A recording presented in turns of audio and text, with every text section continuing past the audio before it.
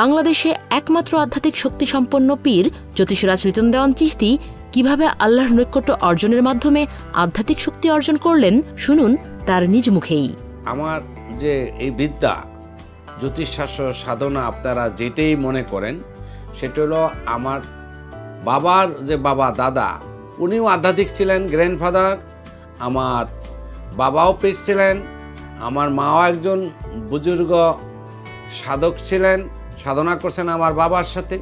আমার বাবা আমাকে হাতে ধরে তরিকতের লাইনটা বুঝেছে, জনগণের আমরা সেবা করি। তরিকত কী জিনিস, আহলে বায়াত কী জিনিস, সেটা হলো মানুষকে সুপথ দেখানো, অসভ্য আত্মার সাথে যুদ্ধ করা, তরিকত নিয়ে কাজ করা।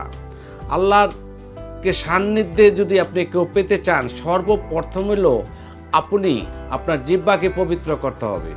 এই জিহ্বাতে আপনি মিথ্যা বলছেন, এই জিহ্বাতে আপনি কোরআন পড়ছেন, এই জিহ্বাতে আপনি খানা খাচ্ছেন, এই জিহ্বাতে আপনি আল্লাহর ইবাদত করছেন। যদি এই জিহ্বা যদি আপনার সঠিক না হয়, কোনো কিছুই সঠিক আপনার হবে না। কারণ হলো আপনি সুন্দর করে অজু করলেন, অজু করে নামাজ আদায় করলেন, আপনার দেখা গেল কি জানেন, আপনার মনেই ক্লিন হয় না, কিন্তু আপনার নামাজ হবে না। আপনি নামাজ পড়েছেন, হালাল হারাম বেঁচে খান নাই, আপনি কর্মই করেন কুকর্ম, আপনার ভিতরে ধর্মের সফলতা কিভাবে আসবে? আপনার সুকর্ম করতে হবে।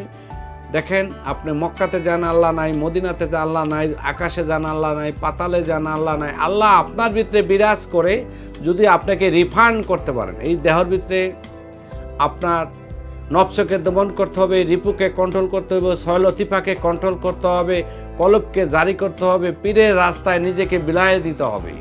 তার থেকে ফানা ফিল্লা বাঁকা বিল্লা সৃষ্টি হবে আপনার দেহর ভিতরে। তখনই আপনি বুজুর্গ ব্যক্তি যখন একজন পীরের হাত ধরবেন, এই পীর আপনাকে যেই সবক দিব, সেই সবক অনুযায়ী আপনি চললে, তরিকতের সঠিক রাস্তায় চললে আপনাকে শয়তানও সালাম দিব। তাই আপনার জীবনের যে কোনো জটিল ও কঠিন সমস্যার সঠিক সমাধান পেতে আজই চলে আসুন আধ্যাত্মিক শক্তিসম্পন্ন পীর জ্যোতিষরাজ লিটন দেওয়ান চিশতির কাছে।